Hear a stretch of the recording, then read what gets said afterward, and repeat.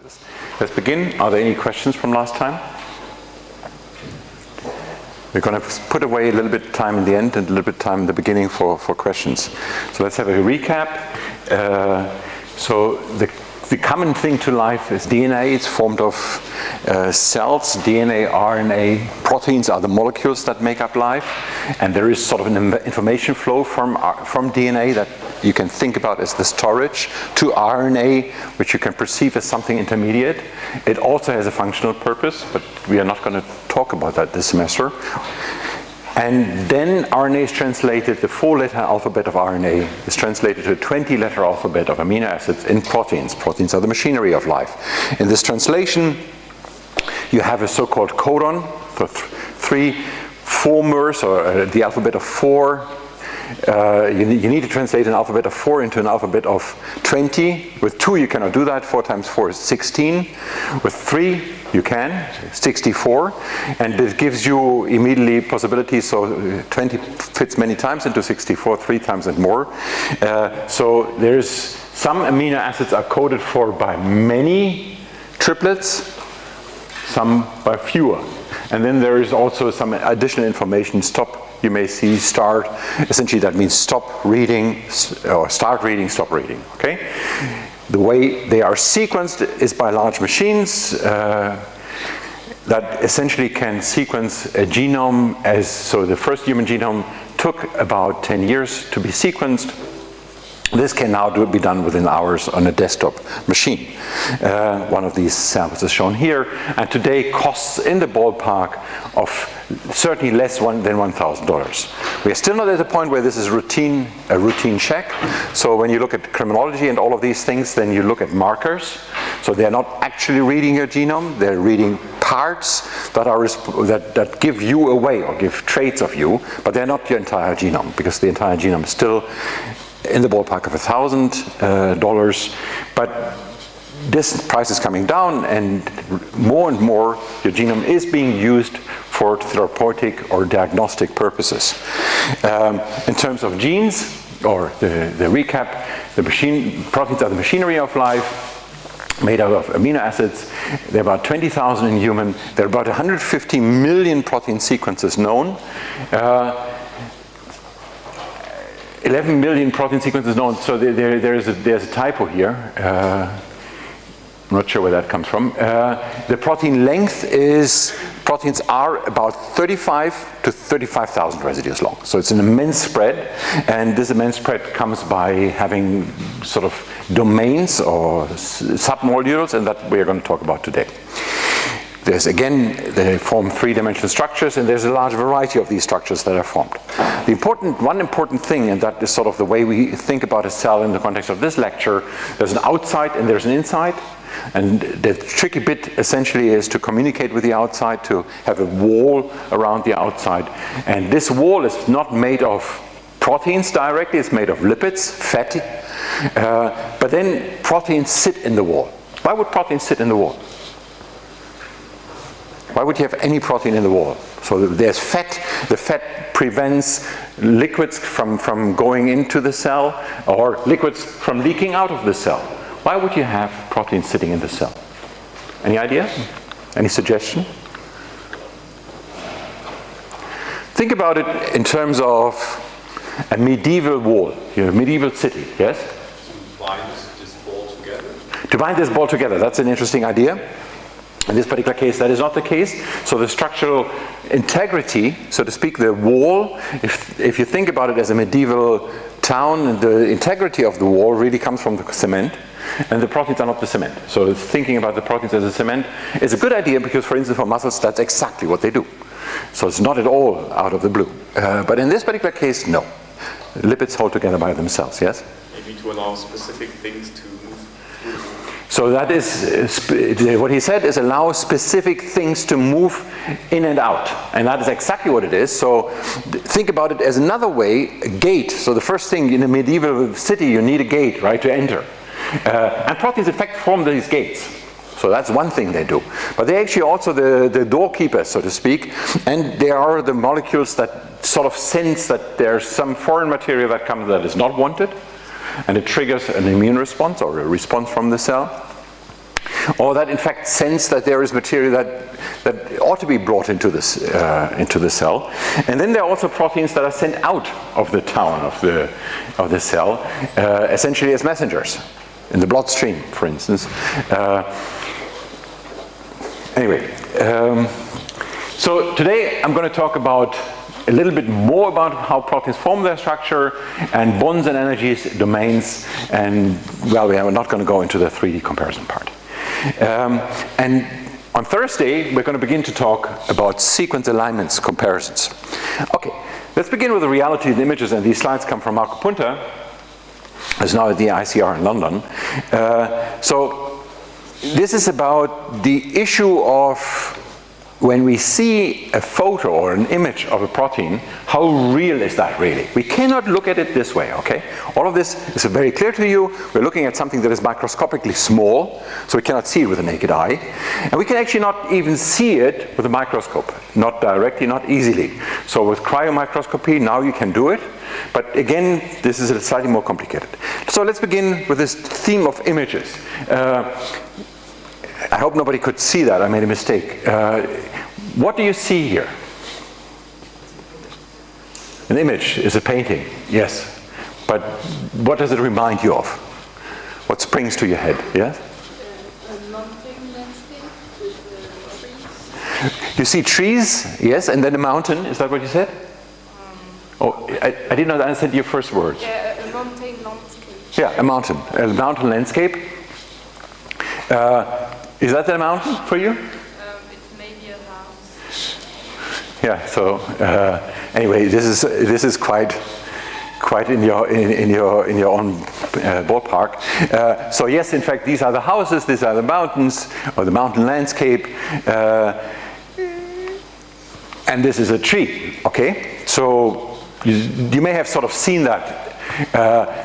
In the same sense here, the way we think about a cell. So when you think about the cell, don't think about it as a bag of water. We are over 70% water. But the cell, think about it like a solid state. The density of a cell is the density of a watch. Highly packed. There's almost no space to move. Proteins fold in solvent. They are surrounded by layers of water. And they could not fold without water around them.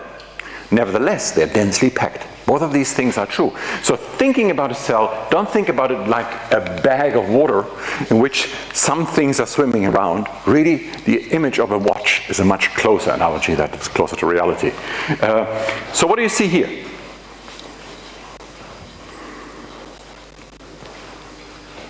Any idea? I'm going to see that many times more. So that gives it away. It's a protein. In fact, this protein has two sort of compounds, the repetition of the same. The red and the blue are subunits, it's identical, so this is the same protein twice. You see simply two compounds bound together. Now, if I show you the same thing in a slightly different way, just a slightly different way of drawing it, same information, I used the same computer file to create these two different images. The difference between them is that on the first one, every amino acid is one ball. Now on this one here, I sort of group amino acids according to what is called secondary structure. We will come back over the course of the first part of this lecture here, again and again, shown in rods. Helices. So you have an amino acid change, or the protein that is sort of running like that. And essentially the rod, the coloring of the rod itself marks this helix. Okay? Now you immediately see the symmetry. Now you immediately you still don't really see that red and blue are the same things, but you do see that they're similar. All you need to put in here is the rod, and you can immediately let me switch between these.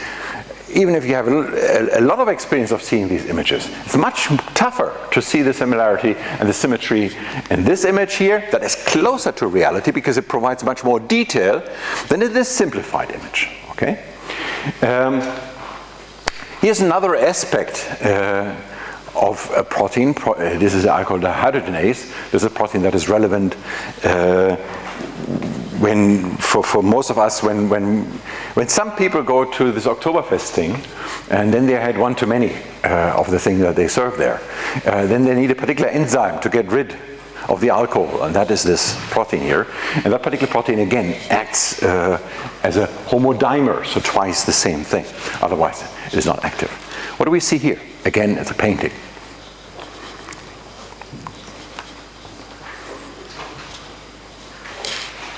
This is not a French artist this time, and it's not, well, it's not trees. Let's keep it there.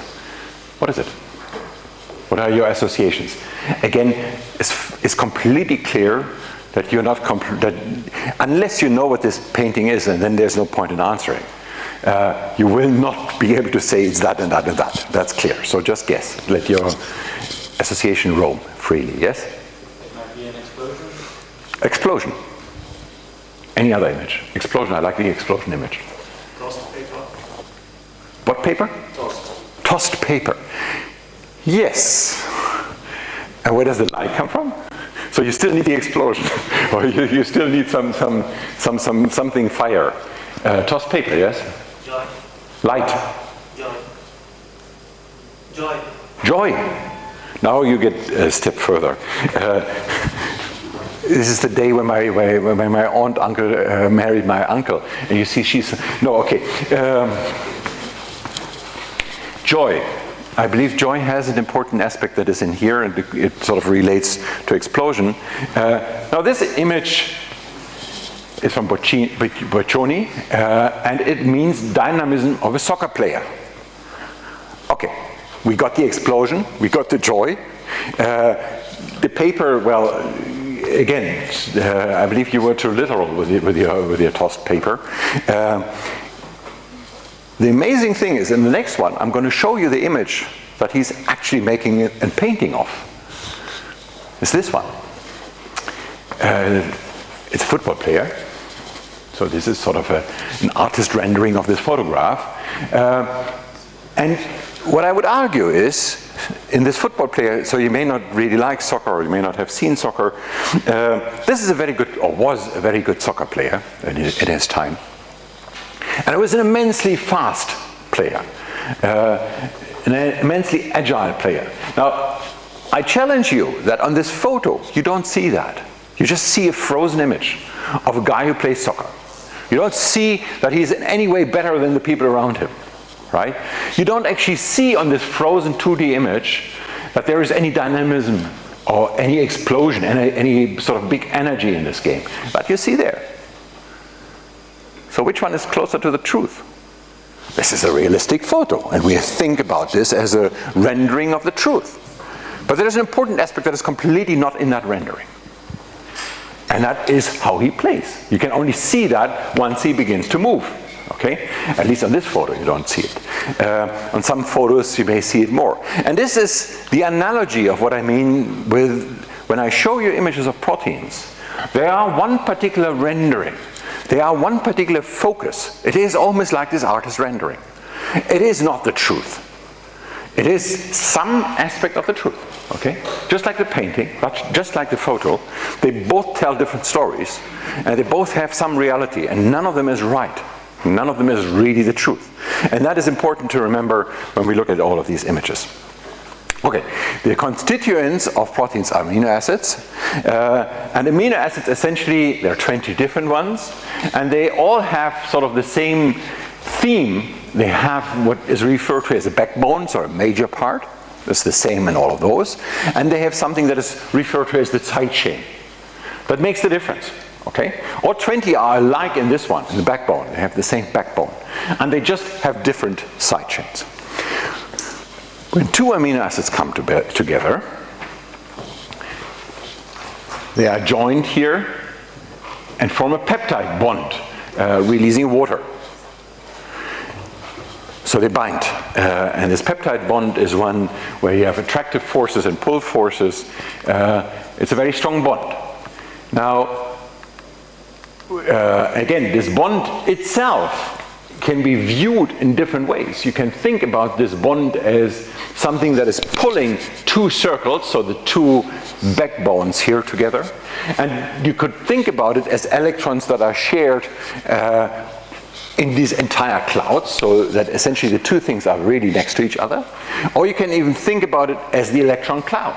So that's the way, in fact, the electrons move. Now, which one of those is real? If you hit it, it's this one, because you cannot hit it. The electrons are there. It's a hard object, although, as you know, the electron is moving around. You know that from school. So again, it's the same issue about what is reality, what are images here. So then you sort of build it up, and you build up the chain. Once you join amino acids in a protein, we tend to call them residues. An amino acid is sort of the thing put together in proteins. They're called residues.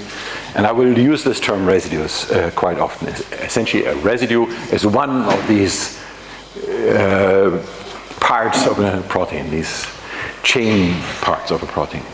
Okay, now again, when we join, the way to see that here, that is the backbone in blue. The red is the one where they differ, and you already see that these amino acids here differ in the length of their side chains and the length of the red one and the way the red one looks. But you see that in all of these joint operations, you always sort of have the red one stick out, and you have a main backbone thread in the middle. That gives us to the point that the 20 amino acids, in fact, have different biophysical, those are the 20 amino acids, and they have different features. Two of them, the R and the K, have positive charges. Two, the D and the E, have negative charges. A few others, and this we could name them by these 5, have a polarity, so they have a sort of separation between positive, have a side that is more positively charged and a side that is more negatively charged. In that sense, they are polar. And many others, and I sort of missed the one here, are hydrophobic. Hydro, water, phobia is afraid of. Phil is friend, phobia is afraid of. Hydrophobic means you stick together and you want to be away from water. Hydrophilic residues, they're friends of water, they want to be close to water. Again, proteins fold and sit in layers of H2O and water, essentially. So you immediately see, or you could immediately suspect that the hydrophobic residues will sort of be in the inside, and the hydrophilic residues will be on the outside, because the protein is sort of exposed to water, so the ones that want to be close to water will be on the outside. Now, there are domains in a protein, and the way, again, there's a slightly more additional complication. We have this genome. Most of the genome, the human genome, does not translate to proteins. I said the proteins are the machinery. The information for the machinery is in the genes or in the genome. But actually, most of what is there is not directly leading to proteins. And in fact, in this particular case here, that would be a gene, or part of a gene, spliced out, and there's a part here that sort of is the beginning, and then there's what you see here is exon, intron, exon, intron. So the succession here of blue and red is arbitrary. What you see is there are introns and exons. Exons are the regions that will become proteins. Introns are regions that will be taken out. In the sense, you read this linear sequence and you cut out the blue parts here, and you keep only the red parts, only the exons, and then you have a protein. Okay? Now, you may suspect that, that in fact, I'm not sure whether I get back to that, you may suspect that these exons in fact are also translating to units of proteins, to domains. And that is not quite the case. But let's just look at domains. Domains are one thing that you see, for instance, that in a particular organism you have a protein A and a protein B. And in another organism you have one protein that has these two regions together as one protein. Okay? You see already a mechanism by which you build up longer proteins. Why? There's a range from 35 to 35,000 residues of a protein, because it may be an advantage to in fact make it longer. What could be the advantage of joining two proteins into one? Why could that be good for an organism? Yeah? If they need to interact with each other, they can do it quicker.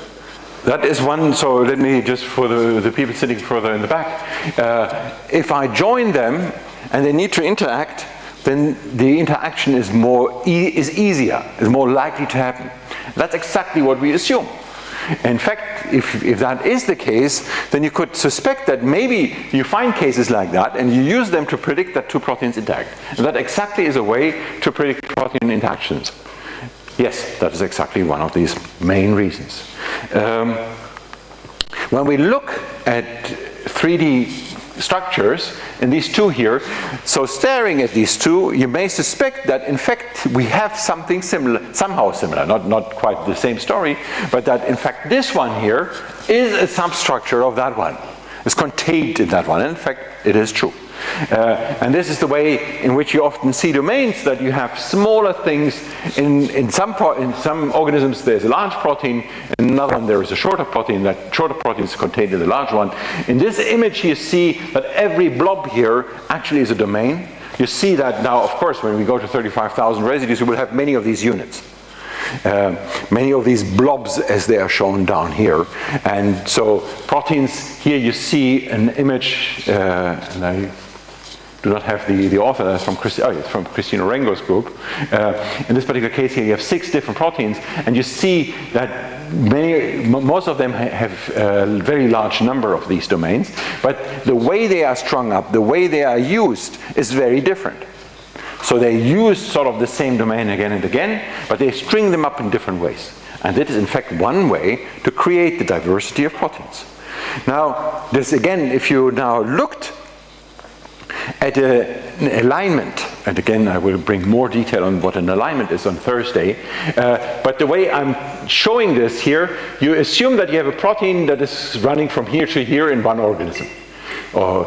And in another one, you have another protein that is running from here to here. The overlap between A and B here means that in the region where I draw them as overlapping, they are similar. What does it mean they are similar? Well, you read their sequences, and you see that the sequences are very similar.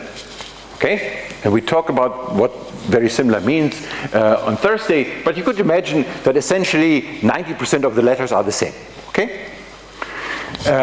And then we go on, and so wherever it is drawn, it means it's similar to wherever it is located. And then essentially what you see here, you could suspect, if you saw these 6 proteins here, that you could suspect that maybe, since they all somehow share this region here, this is one domain. And there is sort of a problem here, but somehow they all share this one ends here, maybe this is another domain.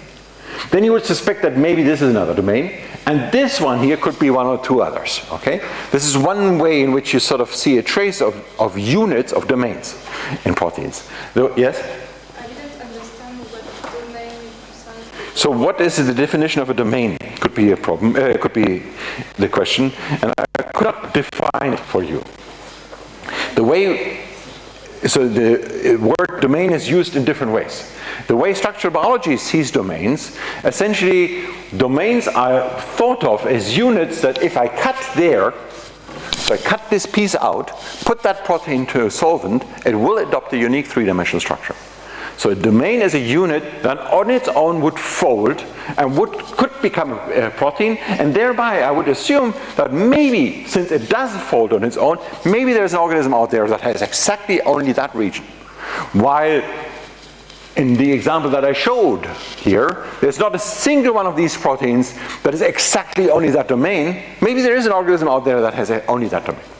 And in many of these domain cases, that in fact is the case. We find an organism with a sort of minimal length of that domain, the minimal thing to make that protein, the minimal unit to fold, the minimal unit to be a protein as we need it. Okay?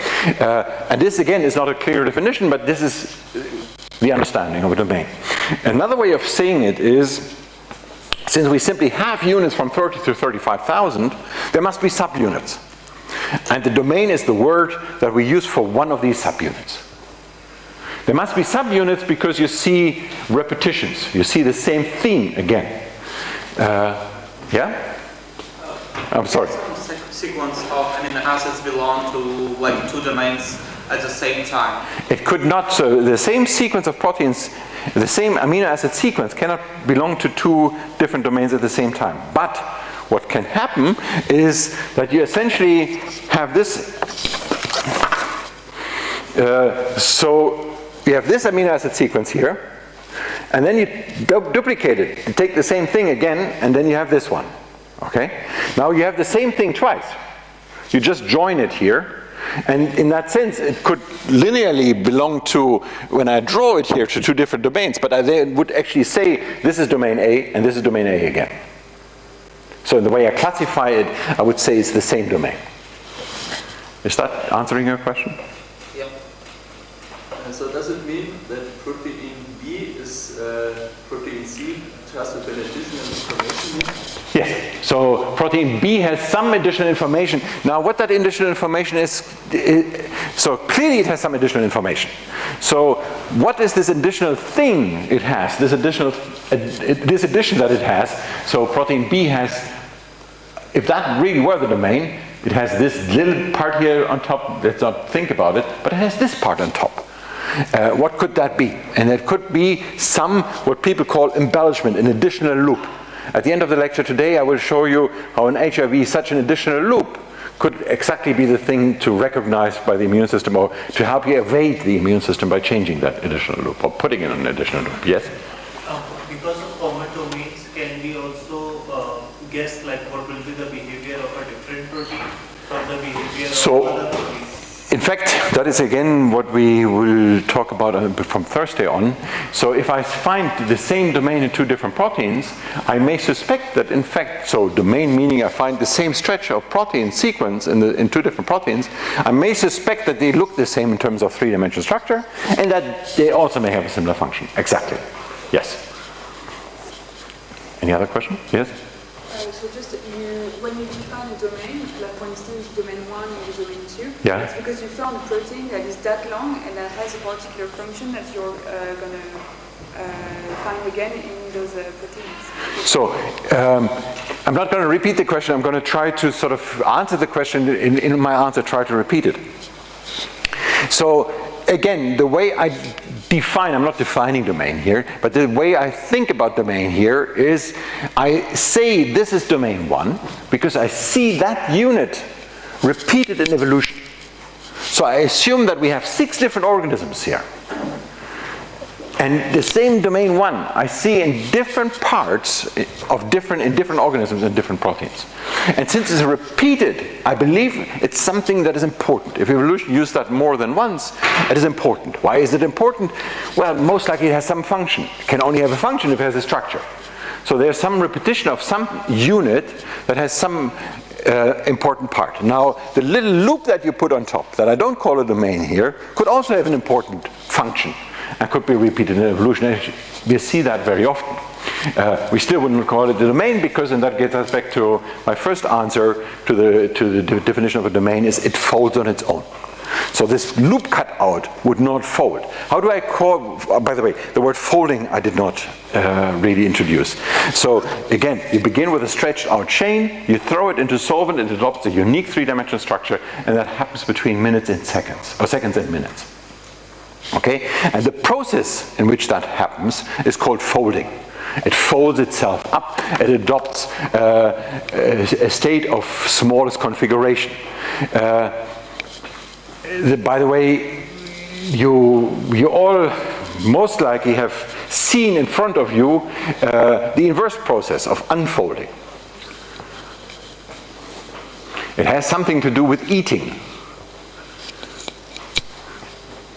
Anybody has any idea what I mean? I'm sorry. Egg cooking? Egg cooking is exactly the point. So the egg, in fact, the egg is transparent or is a fluid, and then you put it into the pan, and it aggregates. Aggregates is exactly the opposite of folding because it gets bigger. Bigger folding means adopt the smallest. If you reverse that, it will get bigger. And that's exactly what boiling an egg does. It makes it bigger and aggregate. So an egg is unfolded, exactly. And by the way, fever is essentially an unfolding of some of your proteins. That's why you get sick. Yes? And is the folding mainly caused by the hydrophilia and phobia? Yes, so the question is folding driven by the fact that there are hydrophilic and hydrophobic residue amino acids? And the answer to that question is, if we assumed this, we could actually simulate folding. So this is a very good model to assume that folding happens, yes. We cannot strictly prove it because we can actually not fold up proteins entirely in a computer. But in sort of simplified models, we can assume that we just have hydrophilic and hydrophobic units, and then we could actually, they would actually fold up. So the answer would clearly be from a simulation like that would be yes. Essentially, the fact that you have hydrophobic and hydrophilic residues actually drives folding. This is the way we think about it. I'm saying this is the way we think about it because we still cannot fold up a protein in the computer, so we can still not prove that this is right. But essentially, this is the way people think about the problem.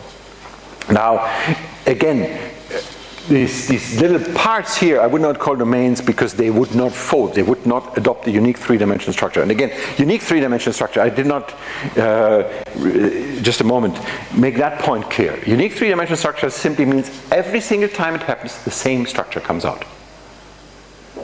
While this little loop here sometimes may just look like this, and sometimes it may look like this, and sometimes like that. That's not unique. Unique is if it's always looking like that. Okay? And that is exactly what proteins do. They fold and they adopt always the same three-dimensional structure. If not, there's a problem. Yes? You had a question? No? Okay. Okay. So these are the subunits, domains. And again, we assign them from the comparison of proteins in different species because we assume that we see them again because they are important and because they are units that fold up. Did I answer your question? Okay, so now that brings us to the suspicion that there are most proteins are made of several domains. Indeed, that is the case, where it shows number of domains, percentage of proteins. There is a blue and a green. The green is for the proteins of known structure, for the proteins for which I experimentally know the three-dimensional structure. That's the green. And blue is for the protein for which I do not know the structure. Now the problem really is, if I don't know the structure, I cannot quite predict domain. And you see there's a big difference between blue and green. For the proteins for which we know the structure, most of those, in fact 60% here, have only one domain. While it looks as if only sort of 25% of the blue ones, of the proteins for which I do not know the three-dimensional structure, have a single domain. And in fact, more proteins have two than one. And about 70% of the proteins have more than one domain. The reason why this is such a difference is because it's much easier to determine an experimental structure for a protein if it's shorter. So the proteins for which we know the structure is a subset, a pre-selected subset of proteins that are shorter, that are more likely to in fact only have a single domain because it's easier to do. Okay, so this is why the red, green here is biased, is not really reality. So that gets us to this issue. I said we have a theme that we can recognize, that we see again. We have the same sequence. So I showed you on an example where I said it's the same letter. It's the same sequence that I see again. Now, in terms of three-dimensional structure, we simply look at three-dimensional similarity. And essentially, this is about matching shapes, right? And the question is how to match shapes. Well, so ultimately, the way we would do that is we would first find the optimal superposition, the optimal match, so the optimal way of putting one on top of the other, and then we would simply measure the difference between the two. How would you measure the difference between the two? Any idea? Yeah? Edit distance, probably. Edit distance. Edit distance. So edit distance is in fact, that would give you sort of a difference of, well, for the edit, you could do that. For the edit distance, you would then have to say, okay, here I have a point where they are similar enough. So I have a 1 or 0 that I construct from, I need an additional parameter here. I need the parameter, what is considered similar enough? When do I say it's a 1, when do I say it's a 0, right? That would be one way of defining the edit distance. So that's one solution. Any other solution?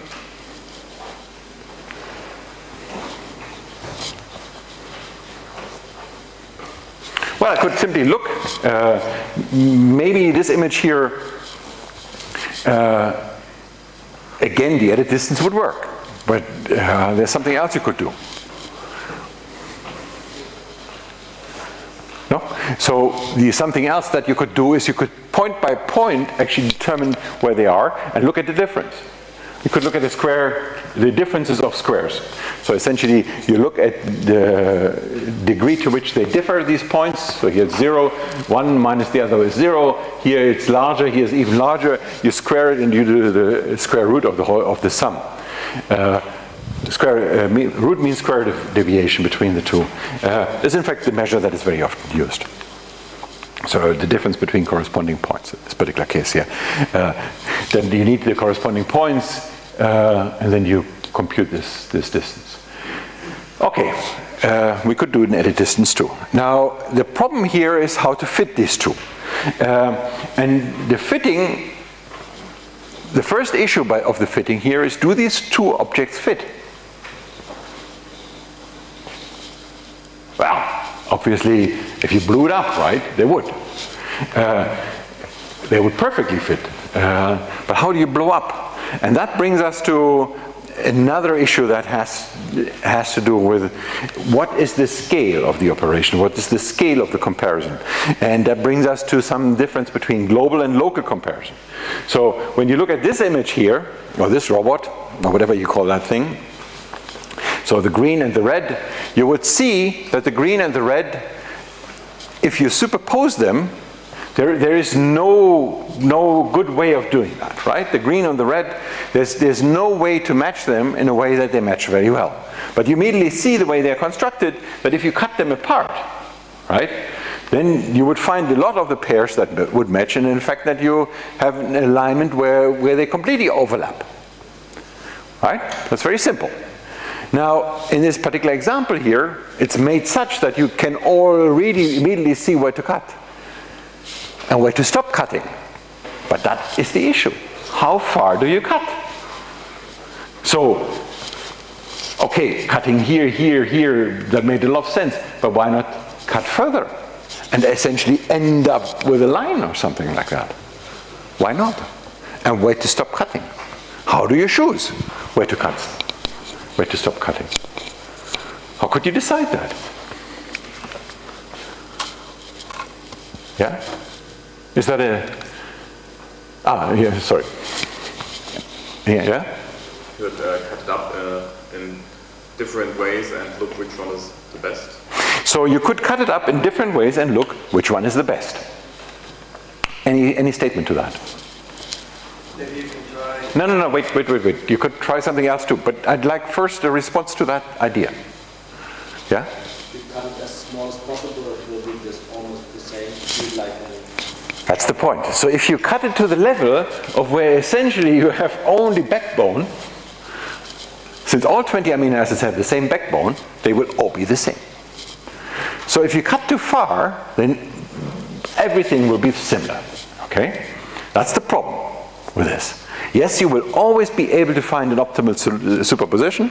You will always find a sort of cut size that gives you 100% match. That's the problem. How do we control that? Yes? We will cut them until we reach domains. Yes, but then you need to, so the idea is we cut until we reach domains. The problem with that one is we need to know what the domains are, and actually the 3D comparisons is what I hope to give me the domains. So we have a little bit of a vicious circle here. Yeah? Minimize between the two energies. One is the amount, the cut should be as big as possible, but at the same time get as best registration as possible. Yes, that is a good idea, but how do you write down this idea as an equation, so to speak? Now the equation will have one problem. There is a lambda constant, how much to favor which energy.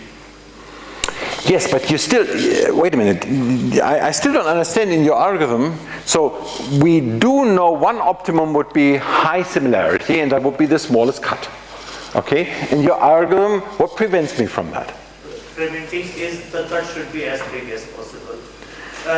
Well, what is possible? The cut size will vary depending upon how good registration you want. Yeah. That will be the factor. No, but wait. You say as big as possible. If I want a 100% match, it will immediately define how big possible is.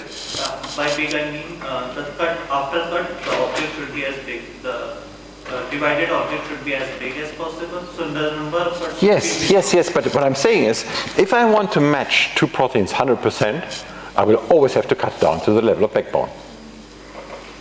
And that would completely fulfill your definition. But it only will fulfill one definition. It will do the other.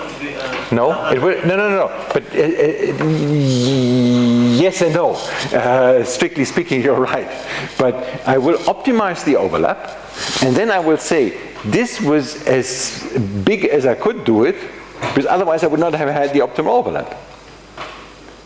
So your equation still does not connect these two parts. Both are opposing. You need something else. Think about something else. You need something on top. Yeah. So if we look at the different ways of cutting it up, you could look at how big of a jump in similarity it is in one step. And so here the idea, now that's an interesting one. Here the idea is if you think about the cutting as steps, and then you sort of plot the similarity that you get depending on these steps. And if then the similarity jumps at some point, then maybe that's the point when it's too much or not. But the problem is that you immediately see in this one here, that will also be a jump. If you find the right domain, then you will see the jump in terms of similarity. And before you find the right domain, you will not see that jump, right? Is the jump the thing you want? Or is the jump the thing where suddenly everything is similar? And that brings me back, yes? To have an idea, but because I have an Yeah, come.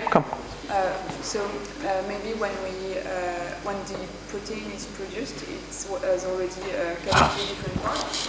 So if you have the DNA where it's originally come from, maybe you can define domain with that. So that's a very good idea. She says that while the protein, so if you remember the movie that I showed you last week, some of you may remember, the way as the proteins come off the ribosomes, they are folded. And maybe she says that during this process of folding, you already form domains. And just, why not make a movie of this and then sort of see domains while they're happening, is the idea. Unfortunately, that is actually not the case. For some proteins it is, but not for all. And so essentially, unfortunately, this is only the case for the shorter proteins. Well, we essentially that form a single domain where we don't have the problem. So unfortunately, biology, it does not help us. The idea is a good one, and that I immediately have an answer is telling you that you're not the first to have it. It's a very reasonable idea. Unfortunately, it doesn't work. Yes? If you have a protein of two domains, do the domains in that combined structure resemble their unique structure if they were cut off? Are the foldings resembled in the... So no. So if a protein has two domains, the protein, say, let's call them domain 1 and domain 2. Domain 1 and domain 2 do not have to resemble each other in 3D. No, I mean, does domain 1 on its own look this? Does the combined protein look like the unique structures of 1 and 2 glued together, or are they different in?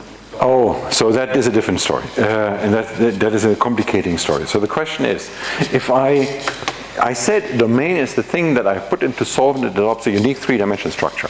So I have domain 1 and domain 2. Put them into solvent, they always adopt the same three-dimensional structure. Now I put them together into one protein, into a new protein, and I put the whole thing into solvent. Do they now adopt a different three-dimensional structure than 1 and 2 together? Yes. In many cases, there will be rearrangements of domain 1 and 2 that come from being next to one another. And in fact, this point about protein interacting, typically protein interact and they, upon the interaction, sort of change a little bit the shape they are. But you could still recognize that that's domain 1 and that's domain 2 and it's similar to other proteins, although it has slightly changed. But that's back to the question, where do I know where to cut? Yes? Before you ask where to stop, I'm not sure that we know where to make the cuts, because like if we will try to make the cuts in every possible situation, it will be exponentially hard. So yes, but that is not the major. So he says, how do we decide where to cut? And my initial idea really would be try every possible cut. And then he says this is an exponential problem. Yes, indeed, it is not that easy. But then proteins are only a few hundred residues long. You could essentially try every cutting point if you compare to proteins. So that is not really the major killer. The major killer is if I sort of look at them, I'm not sure whether what I compare is really a domain or something too small. Yes? Yeah, I also don't quite understand. For comparison, do you map it? Because if they're in different positions in three-dimensional, like how do I know which points to even compare? So I was a little bit too fast about that. So I don't have to go back and buy slides. So the question here is, so one question that I'm talking about in the end is where to stop cutting, where to cut. But before we do this, if I just had these triangles, I compare a red and a green triangle, how do I compare them? And the answer to that question is I simply try all possible superpositions and I find the one that optimally fits the two. Okay? So that is not trivial, but it is something that I can solve. Can you? Does that have to be, so the three-dimensional shape is important to this, so can I map it to a lower dimension? Or? That's a great idea. So the question here is, can I map it into a lower dimension, meaning, for instance, 2D? That's a great idea. We will talk about that later. So I can map it into a contact map, and we'll come back to that point. But think about it for today's talk really as no, you compare the three-dimensional objects. Yes, there's a shortcut, but let's not talk about that at the moment. Yes? Are proteins always linear? No, so again, the proteins are in a sense, I'm not entirely sure what you mean. This protein sequence is always linear. But they fold into a three-dimensional structure that is absolutely not linear. What do you mean by linear? It can be linear, right? Even a folded protein. So, upon a folded protein, I and I plus 1 will still be I and I plus 1. But I may be as close to J, which is far away, as it is to I plus 1. So, two protein residues here may come very close in space. In fact, I may be closer to J. That will produce new behavior. That will produce? New behavior. Okay. Yes, that is in fact exactly what you call folding. That is that unique that new behavior, as you call it, is in fact the formation of a three-dimensional structure with unique features. So one way in which you can imagine this is, I said there are just a sec, that there are residues that are positively charged, right? Say with 2 of the 20 amino acids, 10% are positively charged. So imagine that you have sort of a 10% charge and then 10% are negatively charged. So overall this thing has no charge, right? But the moment you bring the positive charges together, you create pockets of positive charge. And then you suddenly have a patch on the surface and you have a completely new feature. You have a region that acts as something that attracts negative charges. Yes? So if you have the same sequence, the same linear sequence, then let's say you have the same, is there ways that this can result in two domains? Can the same sequence fold into a different structure? The sort of exceptional answer is yes, it can, but let's ignore that complication. Essentially, most proteins, so typically, so the simplification is the same sequence always falls into the same three-dimensional structure. So the same protein sequence always adopts the same domain. Yes? Can you unfold without destroying a protein? Yes, you can. So some proteins, so what I said, you put this chain into a solvent, it adopts a unique three-dimensional structure. It's not quite working for all proteins. But there are many proteins for which you can essentially boil them and let them fold again, boil them and let them fold them again. endlessly. This is in fact how folding is studied. So they redo the same thing again and again, and they adopt the same three-dimensional structure again and again. So you said last lecture and this lecture again that the protein has always the exact same formation space. Yes. But now you're saying we can change it and fold. So how does that go here? I'm not entirely sure. So I said there are exceptions to that statement, but let's ignore the exceptions to that statement. Now, when I said the fold, so they begin as a stretched out chain, then they fold into the three-dimensional structure, and that is always the same. And if you boil any protein, you will always go back to the line.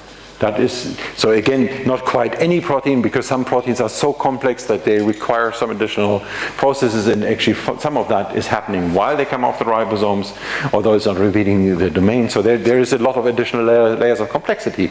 But yes, there are many proteins that would, again and again, you can boil them, as long as you don't destroy them, but you can sort of heat them up to the point where they sort of like the egg. With the egg, you cannot do that. So the egg that you do in the pan, too late. Bad luck, you cannot get that back. But you can sort of bring them to the point where they unfold, fold, unfold, fold, as many times as you care to look at it. Yes? Let's go back to the... Thank you. How small the units get. Do we not know more about the things the smaller they get in this case? I mean, can we divide as long as... Okay, now it's obvious that here we have the backbone, so obviously we are too far. Okay, so that is my point. That's what I'm going for. So he's saying, well, let me sort of rephrase what you're saying.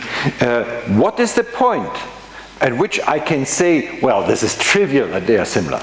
If I just cut to the backbone, they are all the same as trivial. Is there a point at which the cutting is no longer trivial, or the similarity that I see is no longer trivial? How would you find out? Well, you could ask a biologist. There's none available. They don't quite know. How could you see that from the data? The idea is you're in the right direction, yes? Search for maximum common subsequence. Yes, and what would you do with that?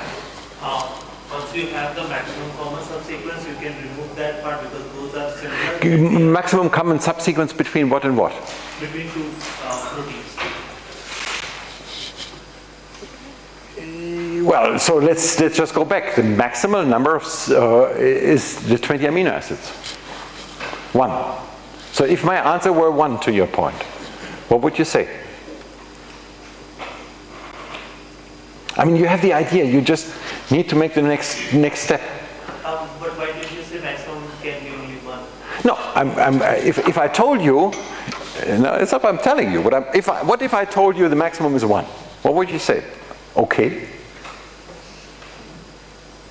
1 because 1 amino acid, essentially 1 backbone.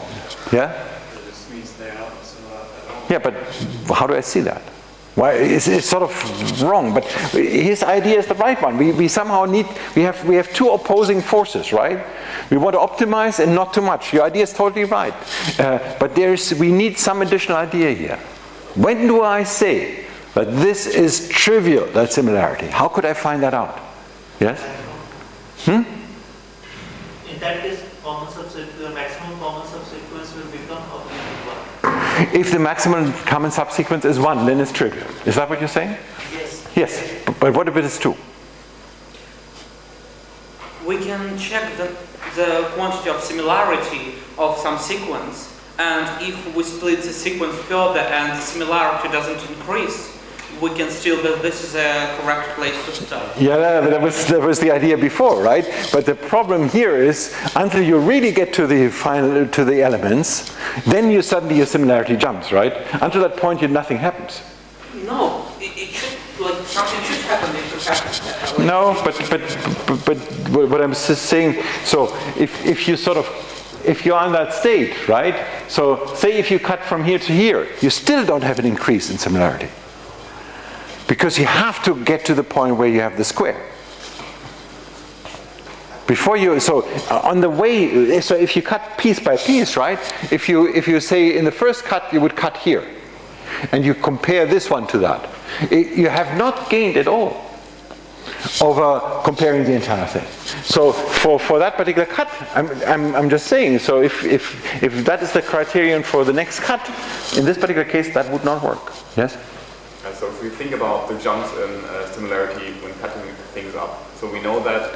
Guys, you're going in the wrong direction. Don't think about the way you cut. There's something wrong at some point, and the idea already is clear.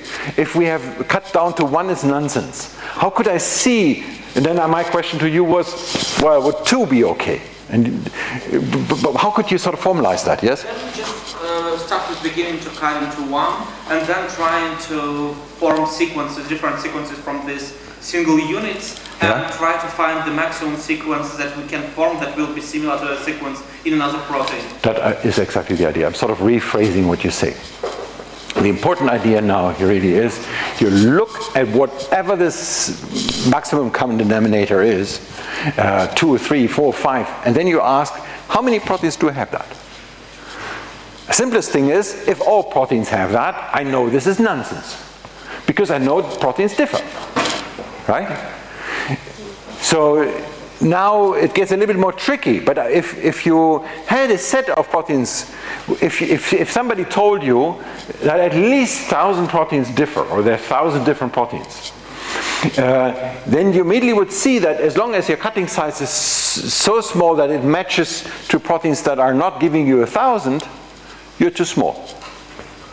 It is not quite giving you exactly the point where to stop, but it already is telling you that is too much, right? We need, in our cutting algorithm, we need to create the diversity of proteins. We need to create the diversity of domains. Anyway, so this introduces this idea that you somehow need to have a background of things. Once you hit matching everything, you're too far. Right? That is trivial. It's not that trivial, but it's an important idea. So as soon as the similarity grows too much is too much, and too much is somehow, think about it as terms of some background signal. Say you create random shapes. That's one way in which you could do it. In the computer, you build random shapes, and if you match these random shapes that have nothing to do with proteins, then obviously you do something that is nonsense because you match to something that is just shape. So what you hope is that there is sort of a match to your random computer library that looks like the blue, and that the domains that you actually have to compare here are the red ones. So the matching score is much higher for something that is a real protein than for your sort of random sub-library of matches, right? That's one way of thinking about it. And that, in this particular case, you essentially would then sort of see the shapes. Here we get into the idea that you already have. I can immediately map the 3-dimensional structure into a 2D map. And then I essentially, instead of comparing 3-dimensional structures, I could sort of compare these two matrices. Right? That would be one way in which you sort of can do it from 3D to 2D. You essentially map it onto 2D, and then you compare matrix similarities, yes? But does it really make the stuff easier because you have to map it to the 2D, right? Question is, does it make it easier? Well, because you have to first map it to 2D. Mapping it to 2D is relatively simple. In mapping to 2D, you may lose something. And mapping to 2D, you create an object that you don't really understand, that all are additional complications, and that all part of why this is maybe not as commonly used today, but in fact, to the first part of your question, does it make it simpler? It clearly makes it simpler. It buys you some additional problems. In that one, you're right. Yes? Is there only one way to put it to 2D, or? Yes, we get back to that. In fact, there are sort of different ways of putting it into 2D, but you can think about a transformation from 3D to 2D. Simply, the first one would be for every single residue, so you number your residues 1, 2, 3, 4, 5 to 8, and for every residue you simply compute or measure the distance of one to all the others. Okay, that's one unique way. And if you use that unique way, then there's only one way to translate the 3 dimension. There's There are two ways to translate the three-dimensional structure into that. Two ways, because you cannot distinguish between the image and its mirror. The mirror inversion gives you the same distance map. But other than that, that problem is clearly solved then. Yes? Why is this point we don't care about the 3D shape? Can't we just like look at the sequences in DNA that encode them and infer everything from? Why do we care about the shape? Because the shape contains more information than the sequence alone. So we cannot just take the DNA and infer from the DNA that things are similar, because from the DNA alone we cannot recognize domains. There's a variety of things we cannot recognize. But from Thursday on, we will actually pretend that the 1D sequence is enough, and there's a lot of that we can recognize, but there is not everything. There are two questions. That's the first? Yeah. Oh, three. I didn't see you, I'm sorry. No, is there any point in comparing the angles? Yes. So you could also think, so this is one way of doing it, the distances. You could also look at the angles between the residues, and essentially that would be another way to sort of translate it into a 2D map by using angles, and that would be an alternative way. Again, it would be itself a unique translation. It is slightly more complicated, but yes, that's another way in fact to do simulations, and that's what people do too. And so deep learning, so the AlphaFold from Google uses angles, for instance. That's one way of doing it. Yes? If there are 20 amino acids, then I can build up some smaller proteins, some smaller sequences. And isn't it possible that, or I guess it's not possible that a very long sequence that contains only a single domain? Is it possible that a very long protein contains only a single domain? So the longest protein that people may still argue is a single domain is about 500 amino acids long. Okay, so 500. So why can't I try to learn all domains? Yes.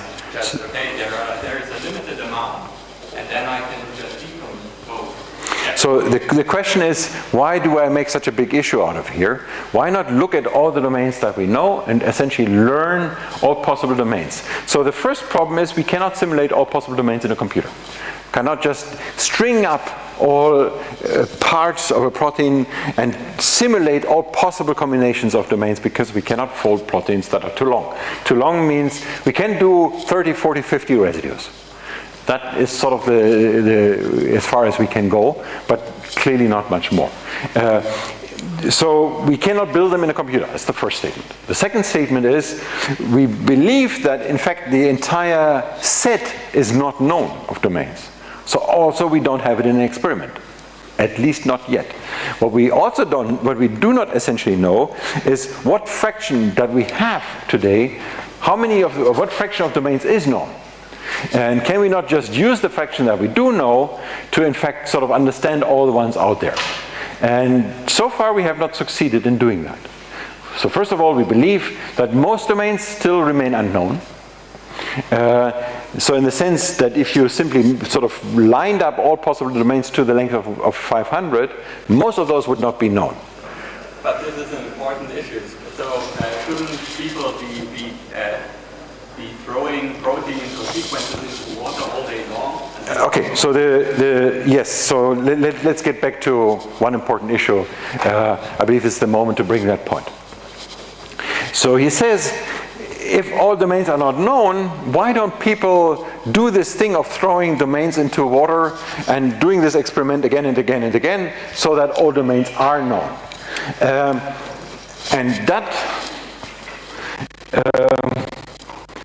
I'm going to just let's look at this one here, and I'm going to skip that part of the talk, but the important part is this one. Here's an image of a particular protein, okay? What do you believe that costs? Not me to put it there. I take it from a library and do it in a computer, it's cheap. But how much money does it cost to do that structure? To do the experimental determination of its structure? Well, this is a sort of simple one. And I'm showing a bunch of methods that do comparisons here. Here is a slightly more complicated one. But let's just, well, all of these let's just look at one of these here. So this is a large complex here of a protein that relates to AIDS. That's the glycoprotein 120. So that's a large protein complex. And somebody, Wayne Hendrickson, did in fact the experimental structure. And something like that, how much money does something like that cost, do you believe? Essentially one image. How much is an image? Throw some numbers at me. 100K. Who said 100K?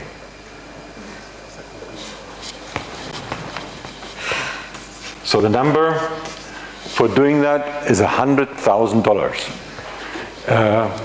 Who believes it's less? Who believes it's more? The word is split.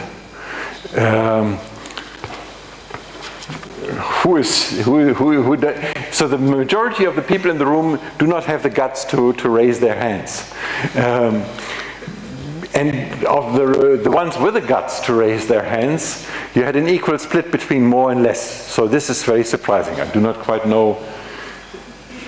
I do not know how you got to that number. How did you get to that number? It's complex. 100K is so this particular one here costs much more than, so 100K, in fact, let's just put it down. Today, so the image that we have in our heads is one image today costs 100K. It's essentially the number, exactly the number. So you hit the nail on the head. But this image here was way more expensive than that. And way more expensive, this was at least 50 times that number. Because many people tried and didn't get it. And even for the group of Wayne Hendrickson, this was many million to get that single image, and many years. So, yes? Is the structure the expensive part, or making the image of it? No, so making the image is the cheap part. There's a file you can all do that in a computer. There are tons of programs. So actually getting to know where every atom sits, that's the expensive one. You do that in large synchrotrons. There's a lot of the process that isn't complicated. But to begin with, is you have to put the protein, you make the protein aggregate a crystal state. And then you shoot X-ray beams onto it. And then you get it out. But not every protein easily becomes a crystal. So there's a lot of molecular biology before you actually can create this crystal. And once you have the crystal, you need to get a good structure, and that all costs the money.